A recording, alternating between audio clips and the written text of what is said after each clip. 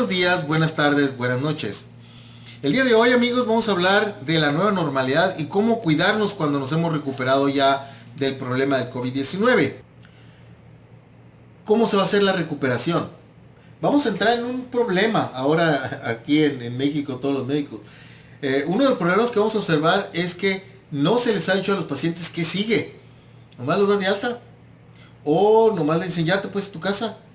Pero no les dicen cuál va a ser el manejo a continuación, por cuánto tiempo tienes que seguir aislado en tu casa, qué manejo le vas a dar a tus familiares ahora que llegues a tu casa. Entonces, como que hay espacios que se han dejado sin solucionar en los pacientes que se recuperan. Entonces vamos a tener nosotros tenemos varios tipos de pacientes, ¿no? Paciente que se recuperó, que fue asintomático leve, el paciente que tuvo una enfermedad más o menos fuertecita, pero que todavía estuvo en casa, el paciente que estuvo grave hospitalizado y el paciente que estuvo en UCI. Cada uno de estos pacientes tiene que tener un protocolo de recuperación. Debe de haber protocolos bien establecidos que yo no he visto de recuperación.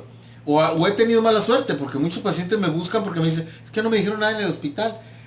A lo mejor sí les dicen, pero yo creo que no se hace el énfasis suficiente para que el paciente lo entienda, ¿no?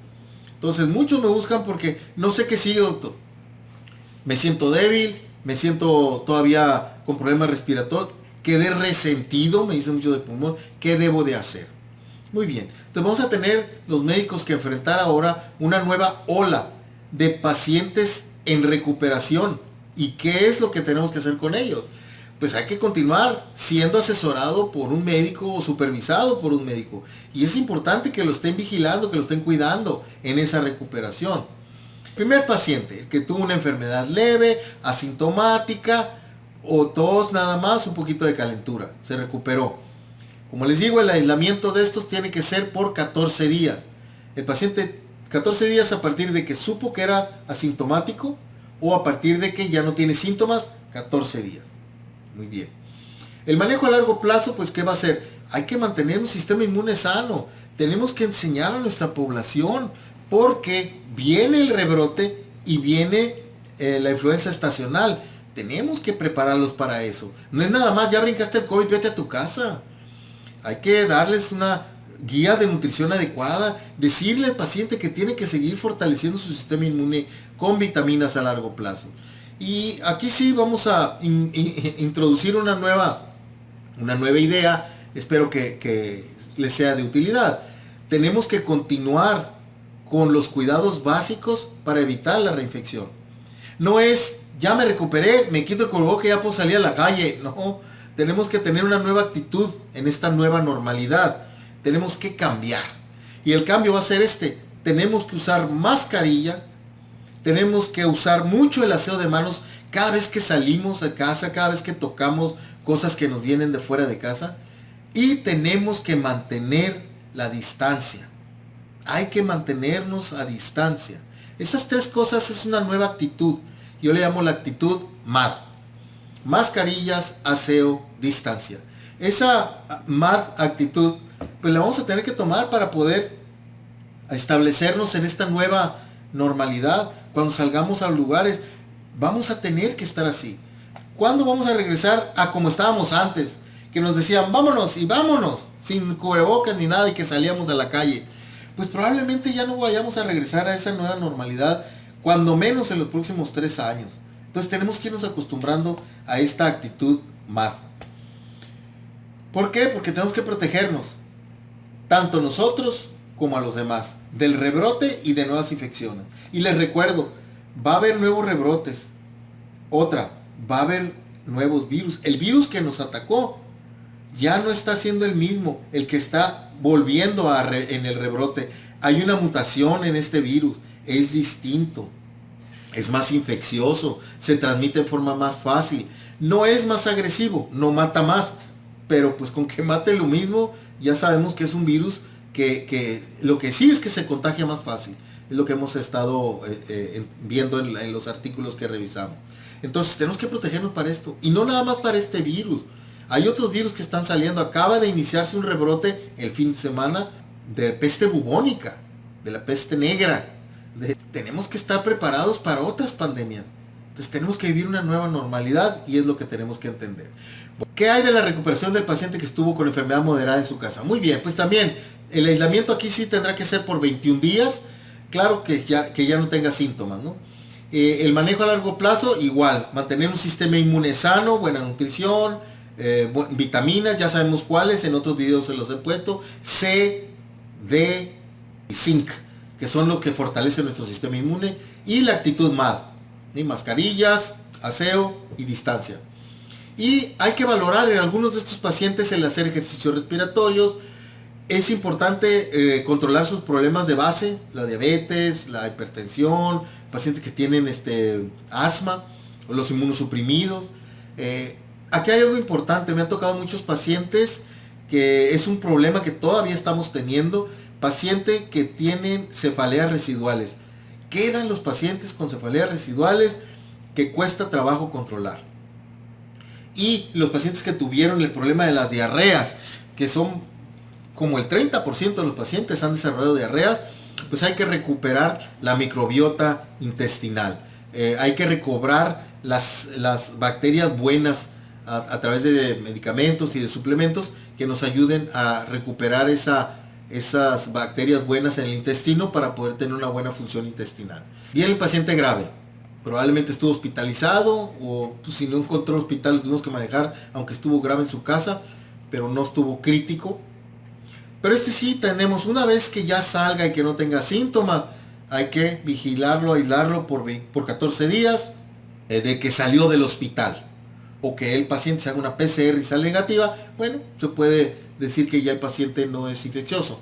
Manejo a largo plazo, igual. Mantener otra vez, estos pacientes quedan con problemas inflamatorios de pulmón que tienen que recuperarse. Entonces hay que mantener fortalecer el sistema inmune y la actitud MAD. Y valorar los ejercicios respiratorios también en estos pacientes. Aquí sí, el paciente que estuvo grave hay que valorar una radiografía a las 6-8 semanas. Controlar sus problemas de base, como lo comentamos. Las cefaleas y la microbiota, los que lo comentaba. Pero aquí en estos pacientes, sobre todo los pacientes mayores de 50 años, hay que valorar el mantener la anticoagulación por más tiempo y la recuperación muscular, porque quedan muy debilitados y tienen que empezar a moverse, a hacer ejercicio para que puedan recuperar su músculo. Y luego viene el otro problema, este problema que también estamos viendo. Pacientes que estuvieron en UCI, el paciente que estuvo en terapia intensiva, el paciente crítico. ¿Okay? En estos pacientes el aislamiento va a ser por 14 días después del alta. O pacientes que ya tienen PCR negativa, bueno, ya pueden estar en su casa bien. El manejo a largo plazo, lo mismo. Hay que fortalecer el sistema inmune porque estos pacientes pueden recaer, puede haber rebrotes, puede haber nuevas infecciones. Entonces, fortalecer el sistema inmune, obviamente, la actitud MAD.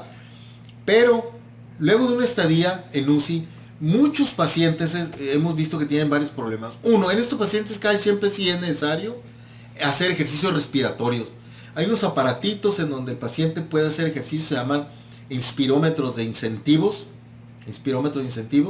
unas pelotitas que el paciente chupa y trata de subir, eso es importante, o inflar globos, pacientes que no tienen el recurso para comprar el inspirómetro, bueno, inflar globos, es muy buen ejercicio, llenar los pulmones lo más que se pueda, y luego hacer la presión para inflar un globo, eso es muy buen ejercicio que le sirve mucho al paciente, es una forma de recuperar el pulmón. Las radiografías, en algunos de estos pacientes inclusive tal vez valorar un ATAC para ver qué tanto quedó de fibrosis pulmonar, controlar igual sus problemas de base, sus cefaleas, su microbiota, la intercoagulación, recuperar el problema muscular, la sarcopenia llamamos nosotros, porque estuvieron mucho tiempo sin moverse en terapia intensiva, quedan muy debilitados, se consume el músculo, hay que darles una buena nutrición. Pero aquí sí quiero hablar de algo muy interesante. Luego de una estadía larga en UCI, muchos pacientes presentan problemas en su manera de pensar o de comunicarse con el entorno, aun cuando previamente pueden tener una función cerebral normal. Esa es lo que se llama la disfunción cognitiva. Es un problema a largo plazo de los pacientes que están en UCI y se caracteriza por la aparición de nuevos déficits o exacerbación de déficits preexistentes, tanto en la función cognitiva global como en las funciones de ejecución motriz. Entonces estos pacientes se ha visto, no en de COVID, de otros pacientes que han estado en terapia intensiva, que aún después de un año de recuperarse, todavía uno de cada 4 pacientes tiene alteraciones cognitivas parecidas al Alzheimer, leve, y uno de cada 3 pacientes que han tenido daño cerebral traumático. No sabemos todavía cómo está el SARS-CoV-2, pero sí estamos viendo los pacientes.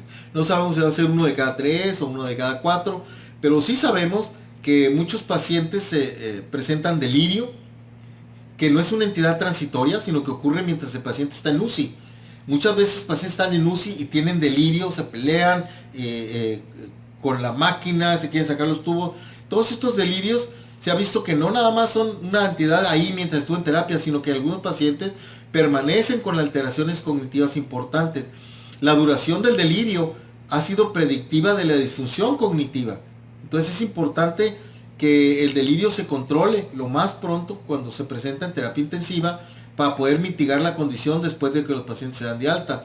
Los recuerdos, las pesadillas, los problemas de sueño que caracterizan este trastorno, que le llaman el trastorno por estrés traumático, también se ven asociados con estos pacientes, ¿no? O los pacientes que han tenido estrés postraumático en situaciones violentas, también se están viendo en estos pacientes que están saliendo de la UCI ahorita después de haber sobrevivido al SARS-CoV-2.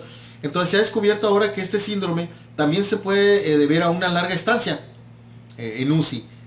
Entonces, muchos de estos pacientes siguen con el problema, se les exacerba, muchos sujetos tienen vivencias retrospectivas de cuando estuvieron en terapia, de que sentían que los querían asesinar, de que los querían matar, de que iban a morir, y siguen con esos delirios, tienen pesadillas.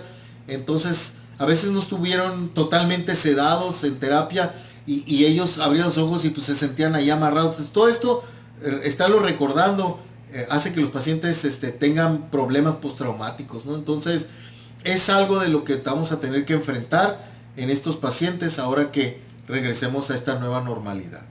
Muy bien, eso es como se van a recuperar los pacientes. Y de hecho, en forma temprana, estos pacientes, desde que salen de terapia o inclusive están en terapia, hay que empezar a controlarles esto, inclusive con medicamentos. Hay que perder el miedo a empezar a utilizar estos medicamentos que son ansiolíticos, que son antidepresivos. Muy bien. ¿Y qué vea ahora entonces con la nueva normalidad? ¿Cómo nos vamos a manejar ahora?